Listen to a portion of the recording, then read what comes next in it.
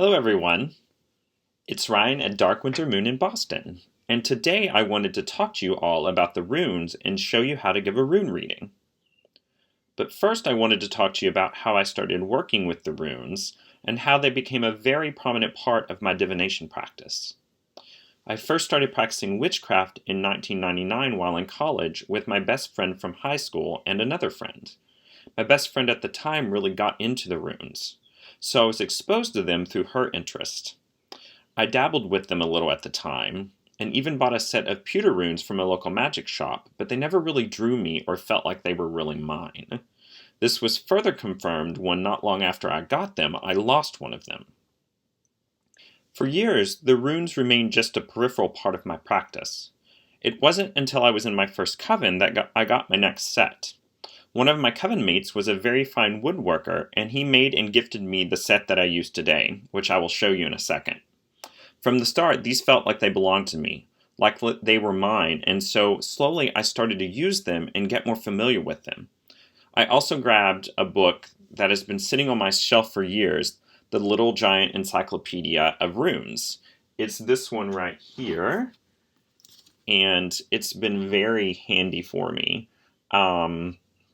It's by Rune Knight, and it's just a really concise, good option for learning to interpret the runes.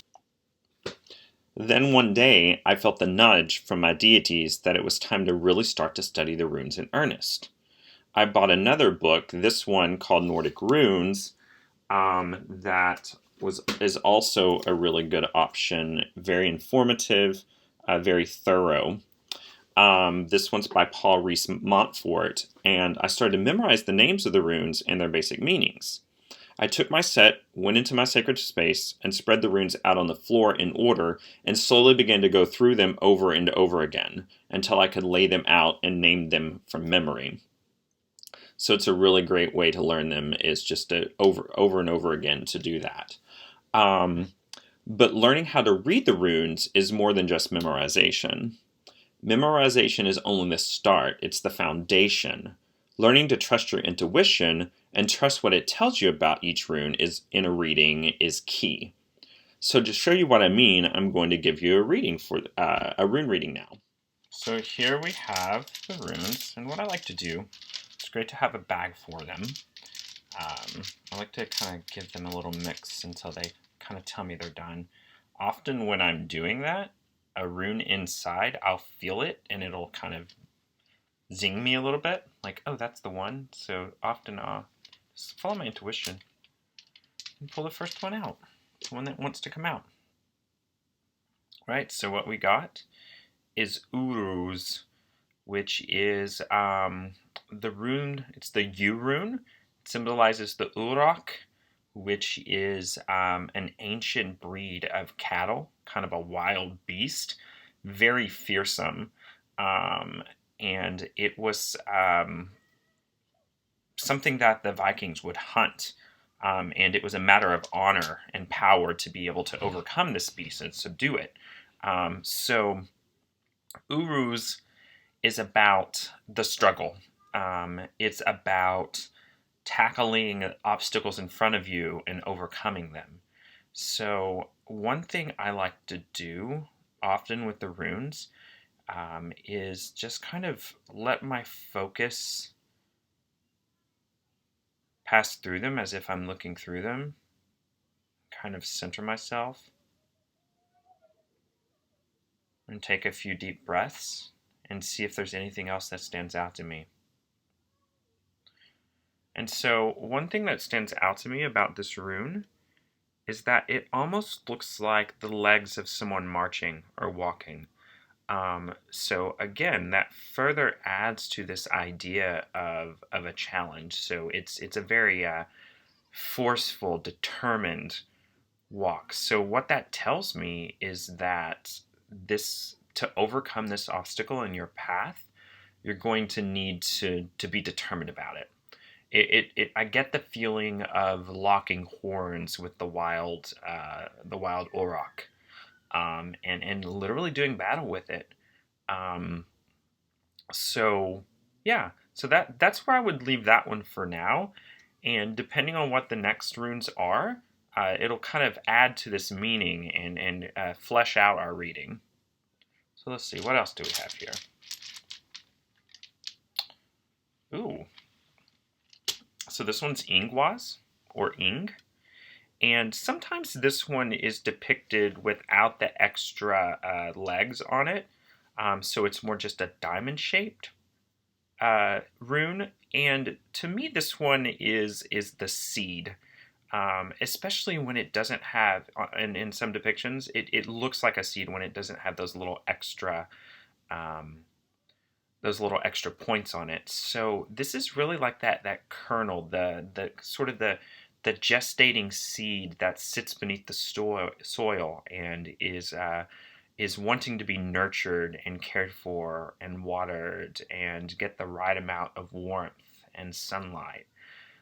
So in this case, what this tells me is that the potential for pairing this rune with Urok is that you do the battle, you fight the battle, you overcome, all for the sake of this seed. So it's actually very positive as long as you aren't afraid of the challenges in front of you, as long as you don't turn from them. Then you can start to work on the soil, getting the soil ready for planting the seed. So it's the idea of pushing forward, overcoming, not running from the challenge, and creating the space in your life to nurture and grow what is already gestating there. So let's see what the last rune is. Doing a 3 rune reading today. Oh, that one's a little more elusive. Sometimes they don't come immediately. A lot of times my finger will snag on one. Oh, that's an interesting one. So I'm kind of glad this one came up. So this one is technically a more modern addition to the set of runes. Turn it over. As you can see, both sides are blank. One thing I really love about this one in this particular set is just the way the wood is so interesting. So that in and of itself is very weird, spelled W-Y-R-D, and has a similar connotation to the word weird in English. This is the blank rune. This is the rune of chaos. But not chaos in the sense that we normally think of it in our modern way. More like chaos in the sense of unlimited potential. It's like a blank slate. So this is actually a really good rune to pair with the first two, because what it tells us is that the future hasn't been written yet, and that it's our actions now that inform what that future will be. To me, that is the ultimate place of power, because you get to decide based on how you proceed what kind of future you're going to realize.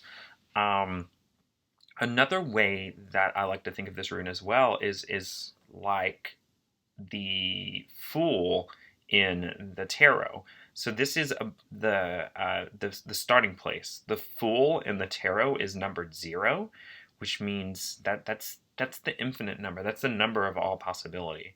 So yeah, this rune here next to the Ingwas rune and next to the Uruz rune really tells me that with hard work and determination and really nurturing the soil that you have in your life right now, so the opportunities that you have to create and overcome, you can write your own story. So overall, a very positive reading. It's not an easy reading. It's going to take work and determination, but it's a reading that tells us that if we really put our nose to the grindstone and really focus on accepting challenges that come to us and really working through them with what we have available to us to do so, that we can write our own future. So yeah, that's a great and positive way to look at things. So that's an example of how to give a rune reading. And if you notice, it's not just about, like I said before, memorizing the individual meanings of each rune. That's very important, but it's also very important to use your own intuition, to use what you see in the runes, what images pop out to you, what patterns, and also how the runes are related to each other, because that really informs the overall meaning of the reading. And when you're looking at the runes, they always tell a story. And thinking of it that way and piecing it into a story, piecing the reading into a story, really helps you flesh out the reading and fully understand what the runes are trying to communicate to you. Um, Another thing that I like about the runes is that they, excuse me, is that their simplicity allows me to access my intuition in a more focused, essential way than the tarot. So I like to use the runes when I want a quick, more direct, to the point answer, or if I want clarity on a tarot reading or specific card that I've already drawn. So that's it. If you have enjoyed this video, please like, subscribe, share, and ring the bell so that you can be notified of my next video. I've also linked a video for my new Patreon here and would greatly appreciate your support. Blessed be.